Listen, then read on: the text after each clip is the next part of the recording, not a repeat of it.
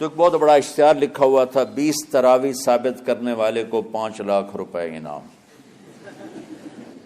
کہ کس قدر بے وقوفی ہے اور کس قدر احمقانہ یہ امت کی باتیں ہیں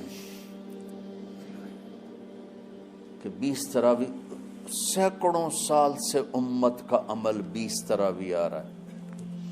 تراویح کا نام جو پڑھا مجھے یوں لگتا ہے کہ اہل مکہ، یعنی اہل مکہ جو تھے نا، وہ 4 تراویح پڑھ کے ایک طواف کرتے تھے، تو وہ آرام کے لیے ہوتا، ترویحہ آرام، تھوڑی دیر کا آرام۔ تو 4 تراویح کے بعد ایک طواف کرتے تھے، وہ چھوٹا سا طواف 10 منٹ میں ختم ہو جاتا تھا، اور پھر 4 تراویح پڑھتے تھے، پھر طواف کرتے تھے، پھر 4 پڑھتے تھے، پھر طواف کرتے تھے۔ یہ صحابہ کے تھوڑے بعد کے دور کی بات۔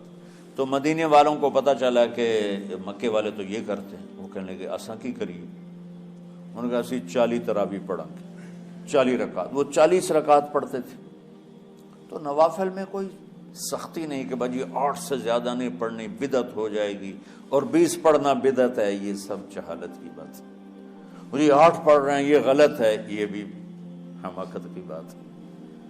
جو صحیح حدیث سے دلیل پکڑ کے کوئی عمل کرتا ہو تو بھائیو اس سے بحث نہ کیا کرو، مناظرہ نہ کیا کرو، یہ بہت نادانی والی بات۔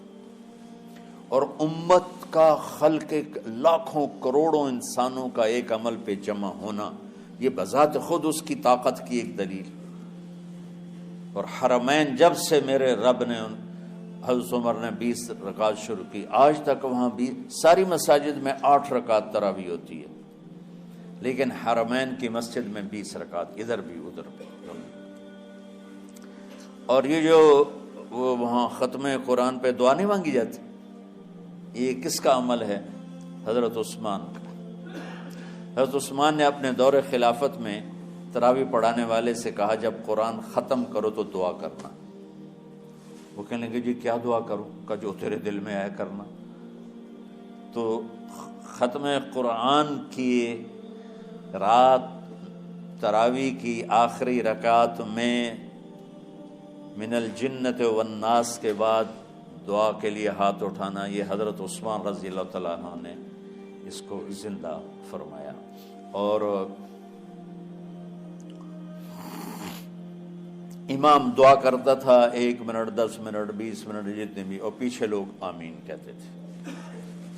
وطر کی جماعت نہیں ہوتی تھی، وطر کو باجماعت حضرت مولا علی رضی اللہ تعالیٰ عنہ نے شروع کی کہ وطر کو بھی باجماعت پڑھا جائے۔ تو یہ ان کی سنت ہے کہ وطر کو باجماعت پڑھا گیا۔ تو اب یہ لہٰذا یہ سارے سنت جو کام ان خلفائے راشدین سے ہوا وہ بھی سنت ہے۔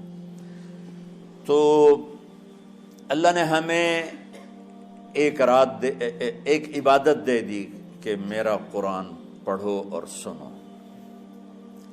پہلی امتوں کو تراویح کیوں نہیں تھی یا قیام اللیل کیوں نہیں تھا؟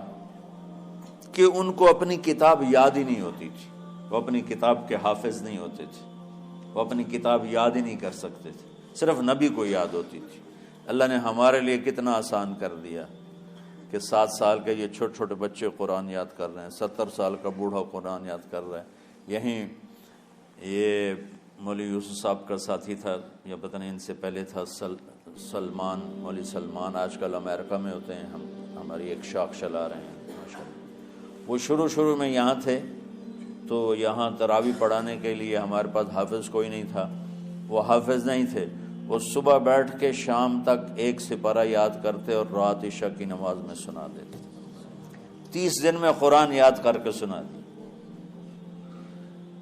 مطلب یہ سنی سنائی بات نہیں، ہمارے اسی حسنین، اسی ممبر اور محراب کی بات کہ یہیں اسی مسجد میں انہوں نے صبح سے مغرب تک یاد کرتے تھے اور پھر عشاء میں کھڑے ہو کے سنا دیتے تھے۔ پیچھے ہوتے تھے لقمہ کوئی دینے والا شاید، لیکن بہت خوبصورت پڑھ کے ایک دن میں یاد کر کے سنا دیا۔ اور ایک مجھے نام بھول گیا، 3 دن میں قرآن یاد کیا، 10 سپارے ایک دن میں یاد کیے، 10 دوسرے دن میں یاد کیے، 10 تیسرے دن میں یاد کیے۔ وَلَقَدْ يَسَّرْنَاهُ لِلذِّكْرِ وَلَقَدْ يَسَّرْنَا الْقُرْآنَ لِلذِّكْرِ فَهَلْ مِن مُدَّكِرٍ۔ تو اللہ تعالیٰ نے اس کو نصیحت کے لیے بھی آسان کیا ہے اور یاد کرنے کے لیے بھی آسان کیا ہے۔ کوئی کتاب پہلے یاد نہیں ہوتی تھی کسی کو، ماشاءاللہ تم میں کتنے حفاظ بیٹھے ہیں اللہ کے فضل سے۔ اور جب میں ذرا ہمت میں تھا تو میں 3 دن میں قرآن سنتا تھا تراویح میں، 10 سپارے ایک رات میں، 10 سپارے اس سے اگلی 10 اس سے، پھر ہفتہ ہو گیا، پھر 10 دن ہو گئے، پھر اب 15 دن ہو گئے، اب 20 دن بھی ہو جاتے ہیں۔ شروع میں 3 دن میں، اور یہی ہمارے مدرسے کے بچے جو مجھے سناتے تھے اور ماشاءاللہ کہیں نہیں اٹکتے تھے۔ تو اللہ تعالیٰ نے اس طرح، اور کراچی میں اشعار لگے ہوتے ہیں، 10 دن میں قرآن ختم، 1 ہفتے میں قرآن ختم، یہ وہاں اشتہار لگے ہوتے ہیں، بھئی آپ ہمارے پاس آ کے تراویح پڑھیں، ہم ہفتے میں قرآن ختم کر دیں۔ ٹھیک ہے، تو اللہ نے ہمیں رات کی نماز عطا فرمائی، اور چونکہ یہ ایک مشقت ہے تو میرے نبی نے کہا یہ رات کی نماز کے ہر سجدے پر 1500 نیکی لکھی جاتی، 1500 نیکی لکھی جاتی، اور اللہ تعالیٰ ہر سجدے پر جنت میں ایک محل بناتا ہے جس کے 60,000 سونے چاندی کے دروازے ہوتے۔ تو رمضان کا اہتمام آپ رجب سے شروع فرما دیتے تھے، جس کو ہم آج صلاۃ التراویح کہتے ہیں۔ میرے نبی کے زمانے میں اسے قیام اللیل کہا جاتا تھا۔ تراویح کا نام کب پڑا اس کا تو مجھے پتہ نہیں، کہیں نہ کہیں لکھا ہوگا، لیکن صحابہ کے دور میں اس نماز کا نام تھا قیام اللیل۔ اس لیے حضرت عائشہ رضی اللہ تعالیٰ عنہ کی روایت ہے جس سے 8 رکعت والے حضرات استدلال کرتے ہیں کہ رمضان اور غیر رمضان میں، اس کو امام بخاری نے قیام اللیل کا ہی عنوان دیا ہے، آپ نے 11 رکعت سے زیادہ نماز نہیں پڑھی۔ ایک ضعیف روایت میں ہے کہ آپ نے 3 دن پڑھائی نماز، یہ تو صحیح روایت ہے۔ کتنی رکعت پڑھائی؟ تو ایک ضعیف روایت میں ہے کہ 20 رکعت پڑھائی۔ اچھا، ضعیف روایت سے عبادت ثابت نہیں ہو سکتی، حکم شرعی۔